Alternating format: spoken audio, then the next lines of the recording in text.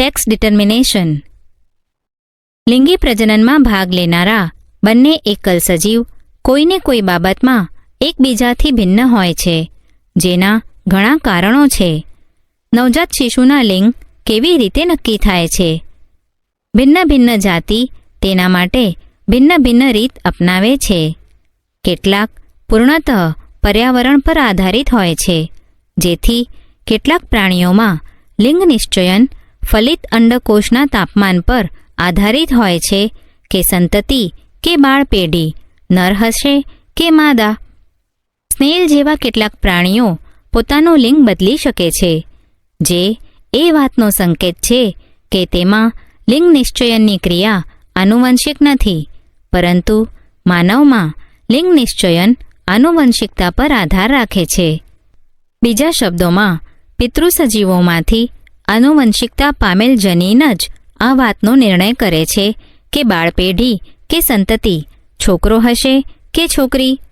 પરંતુ અત્યાર સુધી એમ માનતા રહ્યા છીએ કે બંને પિતૃઓમાંથી એક જ જેવા જનીન સેટ સંતતિમાં આવે છે. જો આ શાશ્વત નિયમ છે, તો પછી લિંગ નિશ્ચયન આનુવંશિક કેવી રીતે હોઈ શકે છે? તેને સમજવા માટે એ સત્ય છે કે માનવના બધા જ રંગસૂત્રો સંપૂર્ણ રીતે યુગ્મ હોતા નથી.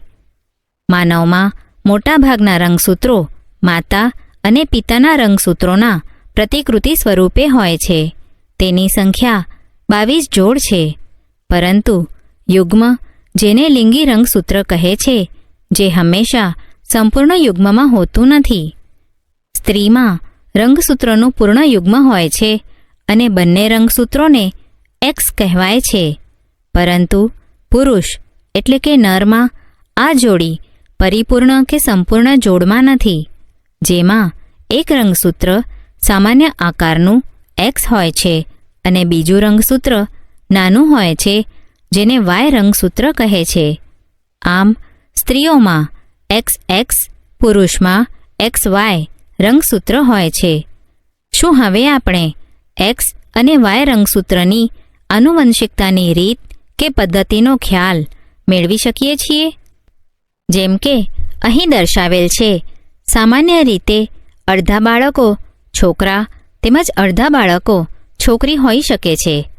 બધા બાળકો તેઓ છોકરા કે છોકરીઓ હોઈ શકે છે જે પોતાની માતા તરફથી એક્સ રંગસૂત્ર મેળવે છે. આમ બાળકોના લિંગ નિશ્ચયનનો આધાર તેના પર રહેલો છે કે તેઓ તેમના પિતા તરફથી એક્સ રંગસૂત્ર આનુવંશિકતાની દ્રષ્ટિએ પ્રાપ્ત થશે તે છોકરી, તેમજ જે બાળકને પોતાના પિતા તરફથી વાય રંગસૂત્ર આનુવંશિકતાની દ્રષ્ટિએ પ્રાપ્ત થશે તે છોકરો બને છે.